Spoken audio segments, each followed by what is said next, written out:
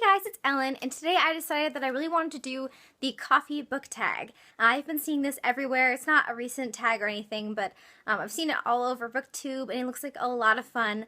Nobody tagged me, but I'm gonna go for it anyway. So there are 8 questions in this tag, and they all correspond to a different type of coffee, and you have to pick a book that fits each type of coffee, which I think sounds really awesome because I love coffee and I love books, and I love YouTube, so yay! The first type of coffee is black coffee, and for this you have to name a book or series that was difficult to get into, but it has hardcore fans. For this one I chose Outlander by Diana Gabaldon.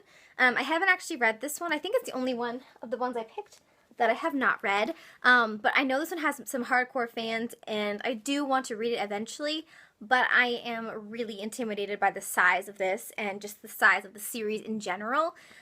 So I don't know when I'm going to be jumping in, but I know a lot of people really love this series, so I am looking forward to it, to getting into this one eventually. Next up is Peppermint Mocha, and for this you have to choose a book that it gets more popular around the winter time or the holiday season. For this one I chose kind of an obvious one, which is The Christmas Carol by Charles Dickens. This is a really cool cover that I have. I got it from Book Outlet a while back, and I think it's really interesting. Most people know what this one is about, but it's about Ebenezer Scrooge and his whole tale. He's visited by the ghosts of Christmas past, present, and future, and he learns a lot of lessons, and it's really great for holiday time. And I know I love this one, and I especially love it around Christmas. Third is Hot Chocolate, and you have to pick what your favorite children's book is. I think this book is technically a middle grade, I'm not sure. It's by Kenneth Opel, but it's Silver Wing by Kenneth Opel, and I know I have talked about this 101 times on my channel, but I love this book. I read it when I was in elementary school, and it just, I don't know, gave me the warm fuzzies. It made me feel really happy. I love the story. It's about bats, and now I love bats.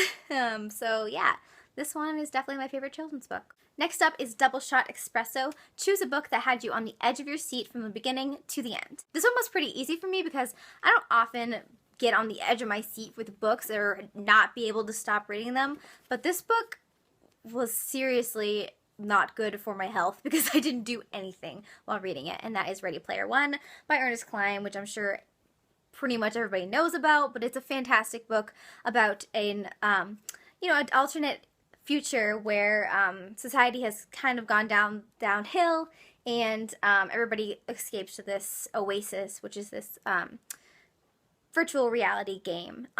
This is action-packed, really interesting. The characters are great, and I couldn't stop reading it. I loved it.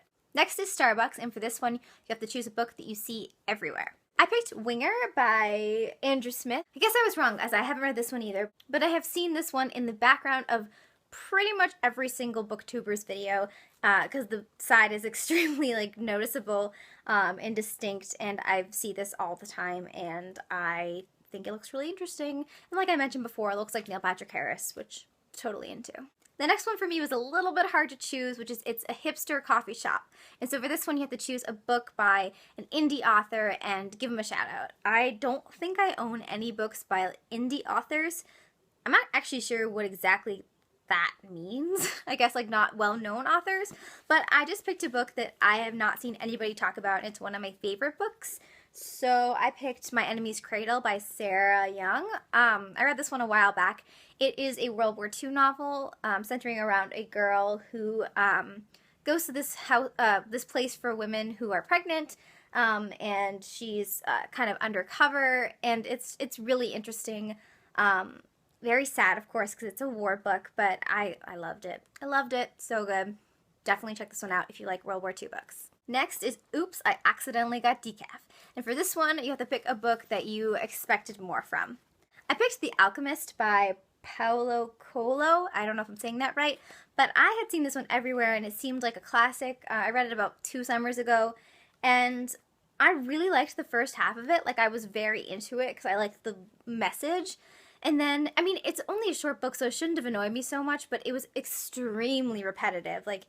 If you didn't, they just pounded the message into your head in a very obnoxious way, in my opinion, throughout the story. I really did like the first half, though. I thought it was really interesting, and I liked the message, but I was like, okay, I get it. I get it. I get it. And last but not least is The Perfect Blend. Name a book or series that was both bitter and sweet, but ultimately satisfying in the end. This one I picked Trouble by Non Pratt because I think this book was just so sweet. It's so sweet. But there were times where it dealt with some tough subjects, and it did that very well, and I really appreciate that. And at the end, I was just left with a really good feeling. So this one definitely fit the bill for this one. Alright guys, that's it for the coffee book tag. I had a lot of fun doing this one. I hope you guys will do it. I'm not going to tag anybody specifically because I think it has gone around already quite a bit and it was a while back. So if you haven't done this yet, you are officially tagged and you should definitely do it. I would love to see what books you chose. Thank you guys so much for watching and I will see you in my next one. Bye!